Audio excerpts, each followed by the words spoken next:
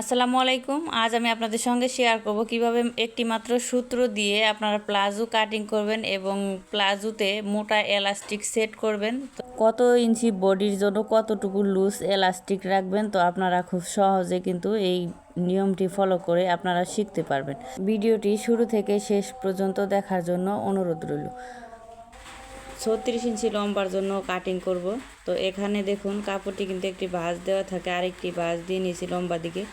দুই ভাঁজে 4 পাটটা আছে, আমার দিকে আটকানো সাইড, অপর দিকটা হচ্ছে খোলা সাইড। তো এখানে কিন্তু 4টি দেখুন পায়ের অংশ আছে। প্রথমে আমাদের রাবার ঘরের মাপটি নিয়ে নিতে হবে। তো যে কোনো সাইজের জন্য কিন্তু আপনারা রাবার ঘর 2 ইঞ্চি নিয়ে নেবেন। তো এই পাশ থেকে দেখুন হাতের বাম পাশ দিকে কিন্তু আটকানো সাইডটা রেখেছি, এখানে 2 ইঞ্চি নিয়ে নিব। 2 ইঞ্চি নিয়ে স্কেল দিয়ে দাগটিকে সোজা করে টেনে দিব। তো 2 ইঞ্চি রাবার ঘর বাদ দিয়ে হচ্ছে লম্বার মাপটি নিব। তো লম্বা হচ্ছে আমার এখানে 36 ইঞ্চি। তো 36 ইঞ্চি আছে এখানে, আমি লম্বা 36 ইঞ্চি নিব। হাফ ইঞ্চি এখানে নিচে চিকন করে মুড়িয়ে সেলাই দিব। তো এখানে আমাদের যতটুকু লম্বা আসবে তার থেকে আমাদের 3 ভাগের 1 ভাগ নিতে হবে। তো 36কে 3 ভাগের 1 ভাগ হচ্ছে 12 ইঞ্চি। আরও এখানে প্লাজো যেহেতু এখানে লুজ দিব আমি আরও 2 ইঞ্চি। তো এখানে 2 ইঞ্চি নিয়ে নিয়েছি, আর এখানে হাইয়ের এখানে 12 ইঞ্চি আরও প্লাস 1 ইঞ্চি আরও বাড়িয়ে নিব। তো এখানে 13 ইঞ্চি হাইয়ের লম্বাটি নিয়ে নিয়েছি। তো আপনারা কিন্তু এই হাইয়ের লম্বাটি অবশ্যই লম্বা অনুযায়ী কিন্তু দিতে হবে। তো এখানে আমি 14 ইঞ্চি নিয়ে নিচ্ছি এই দাগটিকে সোজা করে মিলানোর জন্য। তো এখানে হাইয়ের শেপ দিব। হাইয়ের শেপ দেওয়ার জন্য এই হিপের এখানে আরও 2 ইঞ্চি আমাদের দেখুন বাড়িয়ে নিতে হবে। বাড়িয়ে নিয়ে এভাবে করে দেখুন এই যে শেপটি দিয়ে নিব। পায়ের মুহুরি নিব 20 ইঞ্চি। 20 ইঞ্চির অর্ধেক হচ্ছে 10 ইঞ্চি। তো 10 ইঞ্চি নিয়ে আরও 1 ইঞ্চি সেলাইয়ের জন্য বেশি নিব। তো এই হাইয়ের এখান থেকে পায়ের মুহুরি পর্যন্ত দাগটি দিয়ে মিলিয়ে দিব। মিলিয়ে দেওয়ার পর দেখুন এবার হচ্ছে দাগ অনুযায়ী কাটিং করে নিব। তো ভিডিওটি ভালো লাগলে অবশ্যই একটি লাইক করবেন, কমেন্ট করবেন। তো দেখুন এখানে যে আটকানো সাইডটা ছিল, এই আটকানো সাইডটা আমি কেটে আলাদা করে নিচ্ছি। তো এবার হচ্ছে আমি প্লাজোটি সেলাই করব। তো এখানে পায়ের মুহুরির দিকটা নিয়ে নিয়েছি আমি। পায়ের মুহুরির দিকে আমাদের চিকন করে মুড়িয়ে সেলাই দিয়ে নিতে হবে। তো যেহেতু একই কালার কাপড়, এই জন্য কিন্তু উল্টো পাট আর সোজা পাট নেই। এই জন্য আমি দেখুন যে কোনো এক সাইডে এইভাবে 2টি চিকন করে ভাঙা দিব। ভাঙা দিয়ে সেলাই করে নিব।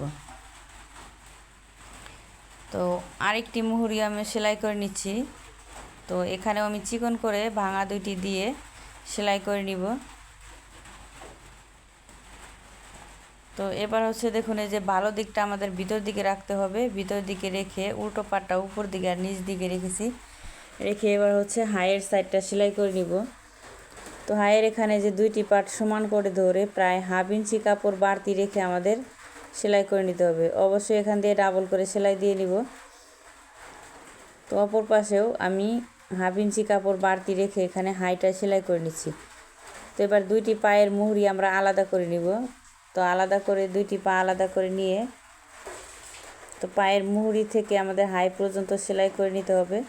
তো এখানে ভালো দিক ভিতর দিকে রেখে পায়ের মুহুরির দিকে স্টিচ দিয়ে আমরা হাই পর্যন্ত সেলাই করে নিব। হাইয়ের এখানে যেন সেলাইটি মিল থাকে। তো অপর পাশে পায়ের মুহুরির দিকটা সেলাই করে নিয়েছি প্রায় 1 ইঞ্চি কাপড় বাড়তি রেখে।